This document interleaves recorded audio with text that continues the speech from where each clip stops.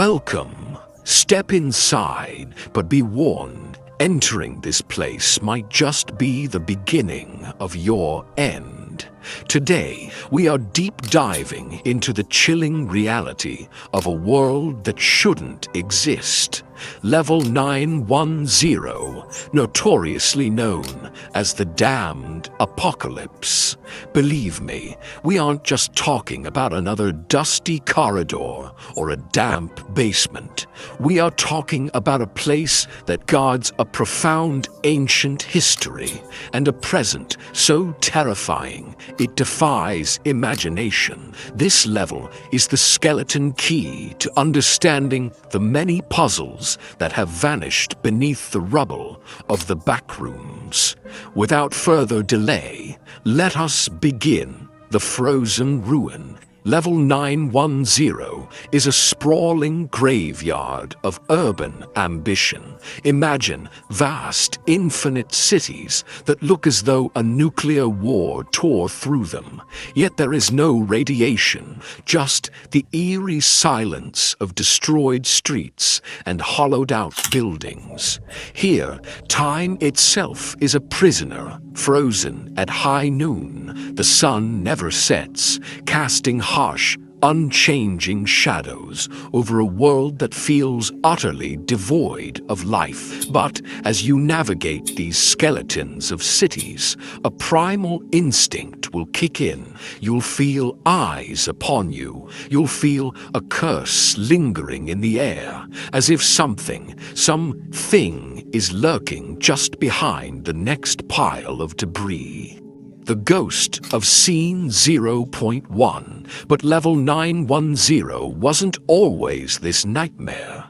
Records reveal it was once a thriving, high-tech paradise known as Scene 0.1. It was a Class A environment, safe, habitable, and strangely beautiful. Discovered on March 1, 1187, it was divided into two distinct, hauntingly perfect regions. The urban core. These were massive, bustling metropolises. They were empty of people, yet the streets were alive with smart cars that drove themselves with terrifying precision, obeying every traffic law in a world without drivers. This is the uncanny valley at its peak. Perfect order in a world of ghosts. Early settlers tried to claim these cities, bringing furniture from other levels, but they could never fill the void. The cities were too vast, and the physics were unstable. Certain rooms acted as geometric traps, non-Euclidean mazes that could swallow a person whole. Even then, the developers had to place warning signs outside these rooms to keep the residents from vanishing into the architecture. The wild wilderness. Between these cities lay the natural zones, vast mountain ranges and forests so dense they felt like a wall of green. Strangely, these forests were silent, no insects buzzed, and no animals hunted.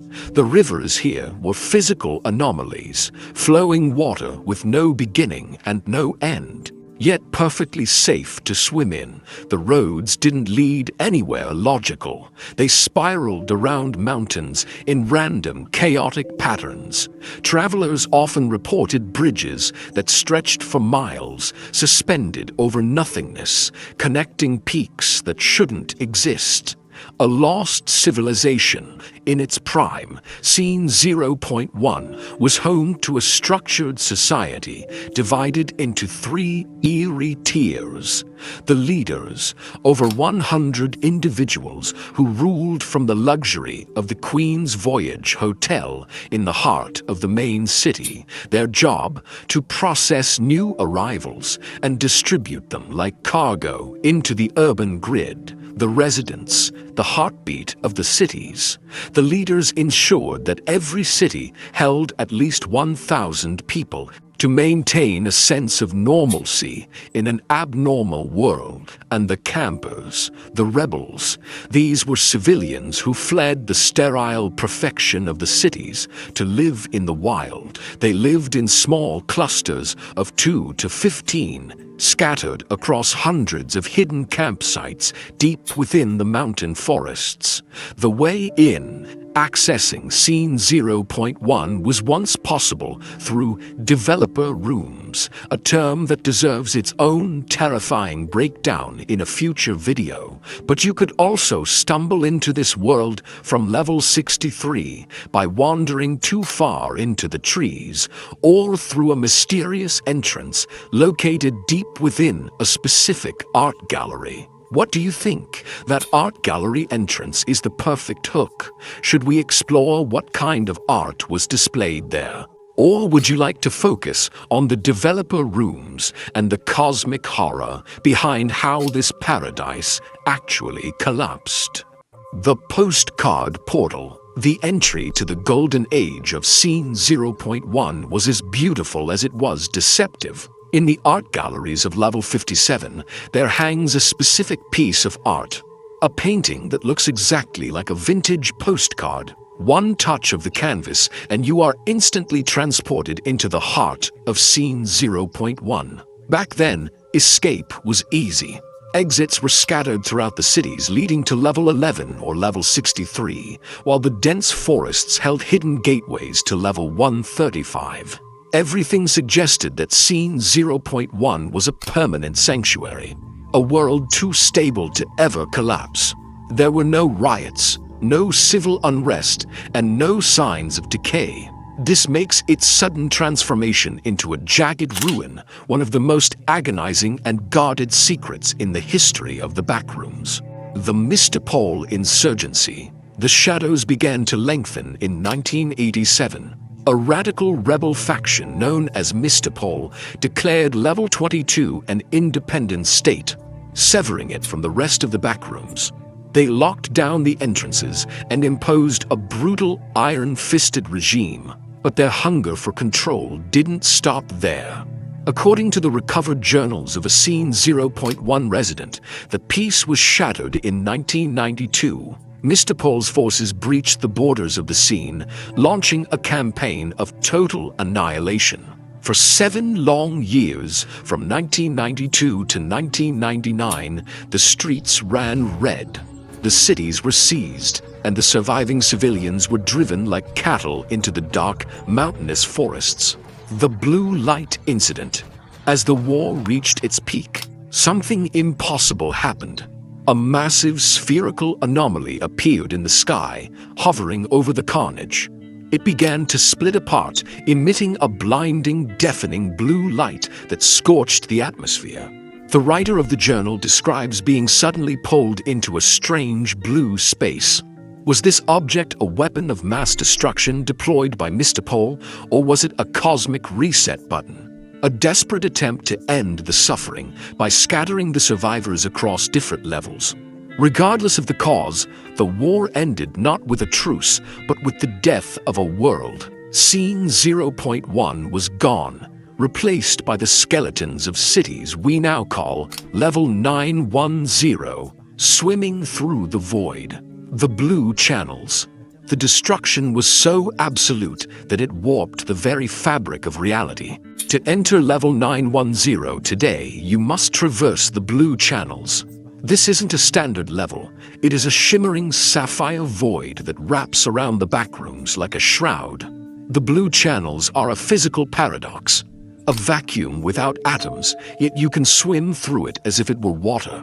You can stumble into this blue abyss randomly from almost any level, or intentionally by traveling west in Level 812 and leaping off the road into the nothingness.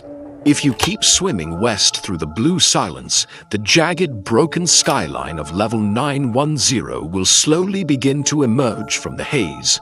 The predators of the ruin. Do not let the silence of Level 910 fool you. It is far from empty. The ruins are infested with hounds, vicious animalistic entities that hunt anything that breathes. Your only hope is to maintain direct, unbroken eye contact. A single blink could be your last. The air is also heavy with death moths.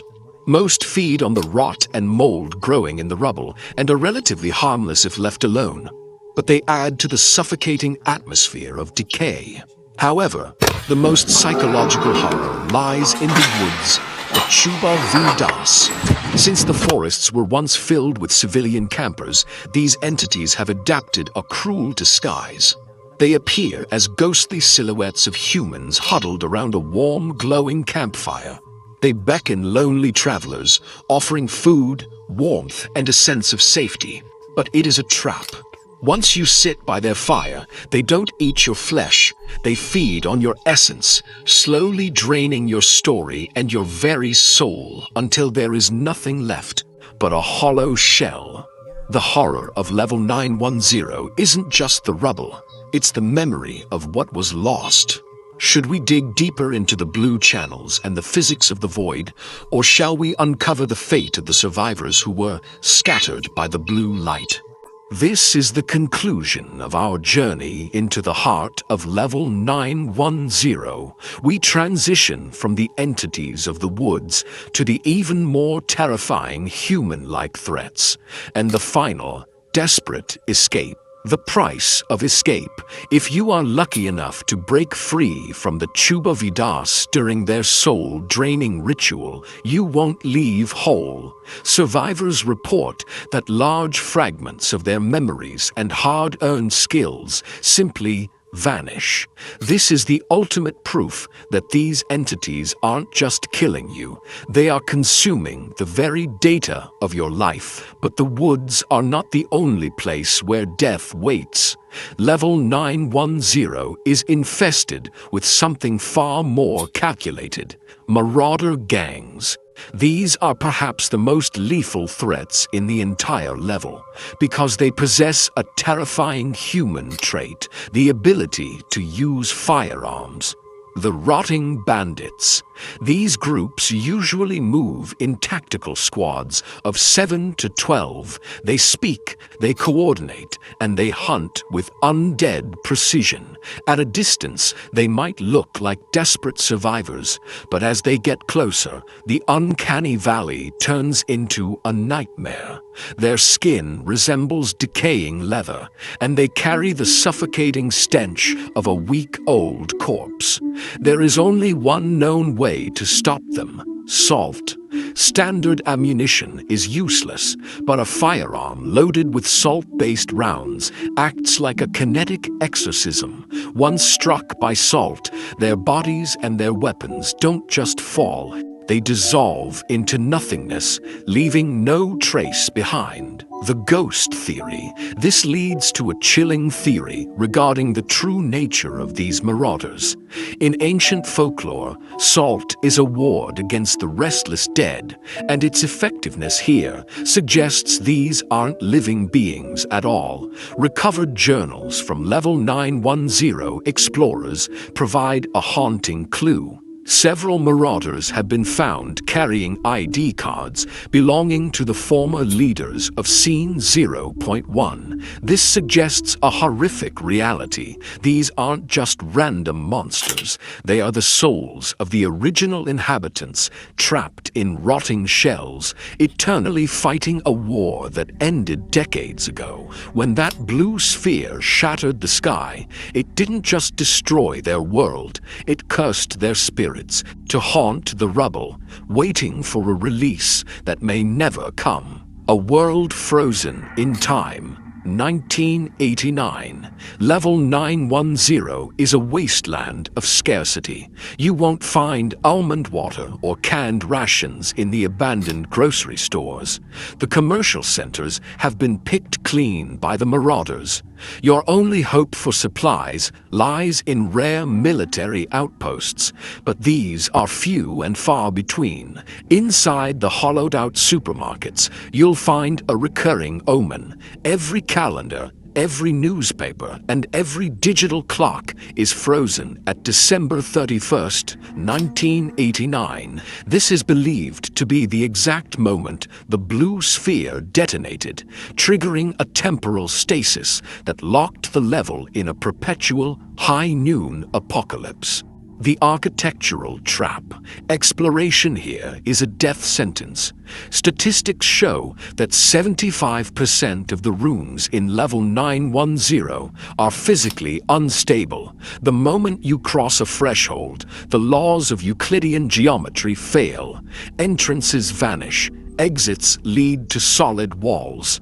You are swallowed by the architecture itself. While there are signs warning travelers of these trap rooms, the chaos of a firefight with marauders often forces survivors to duck into the nearest door for cover. In that moment of panic, they trade a quick death by a bullet for a slow, agonizing disappearance into the shifting void of the building. The leap into the blue. Survival in level 910 is not about living, it's about leaving. There is no sustainable way to stay. To escape, you must trek toward the edge of the world. As you approach the boundaries of the level, reality begins to warp visibly. Buildings begin to stretch and contract like a heartbeat, making distances feel infinite. A journey of 100 yards might take hours as the sidewalk expands beneath your feet. But once you reach the very edge, where the city crumbles into nothingness, there is only one choice: jump. Leaping from the edge of level 910 will drop you back into the blue channels, the sapphire void that serves as the highway between worlds. From there, you can navigate toward a less cursed reality. Final thoughts. We have traveled from a sun-drenched utopia of smart cars and mountain resorts to a decaying graveyard of souls. The curse of level 910 is a scar on the backrooms, a reminder of what happens when organizations like Mistipol interfere with the fabric of reality. In our next deep dive, we may look closer at the Mistipol organization itself, the architects of this ruin. Is this a history you want to uncover, or should some secrets stay buried under the rubble? Let me know in the comments. Don't forget to like and subscribe to stay updated on our journey through the unseen. Stay safe, watch the shadows. Goodbye.